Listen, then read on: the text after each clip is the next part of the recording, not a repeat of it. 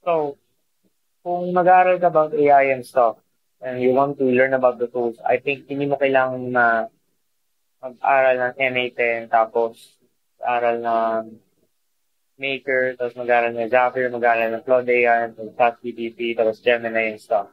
Kailangan marunong ka na pag mag-learn ka about something, master it first. Kung kailangan mo na siya ka na mag-learn at mag-upgrade. Kasi kung hindi mo alam yung fundamentals to the very basic parts of AI, nahihirapan ka. So, I'm going to describe this as a presentation para madali nyo maintindihan. Kung alam niyo yung presentation clicker is usually done when it comes to like being a remote control so that you may be able to have a control in terms of your slides by just clicking the button. So clicker equals simplicity. One button, one function, forward ka lang, dapat malino yung galaw. Sa freelancing, focus on one AI tool like mga kanina, it's either this two or more, pero mag-focus ka sa instead of chasing every shiny app. Kapag habol ka ng habol ng mga shiny app, wala kang magagawa at puro ka lang learn ng mga tools, pero hindi mo naman magagawa at ma-apply sa sarili mo at sa client mo. Client wants result, not your school staff, diba? So, kung pupunta ka sa isang doctor, hindi ka naghahanap ng mga awesome equipments or stethoscope.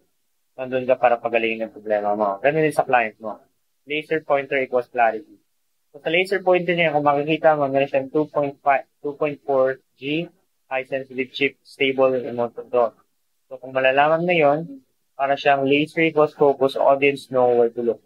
Malalaman nila kung saan sila pupunta or stuff if you are a content creator. In freelancing, when you master one system, you guide clients clearly.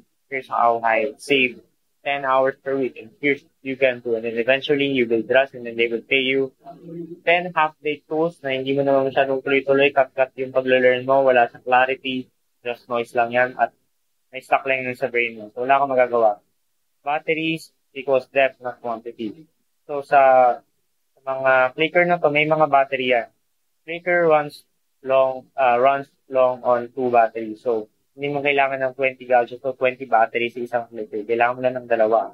At alam mo yan, parang pwede mo na siya gamitin ating 2 months, 3 months, 5 months. Dalawang battery lang. AI mastery works on the same. Deep skills in one tool equals long-term results.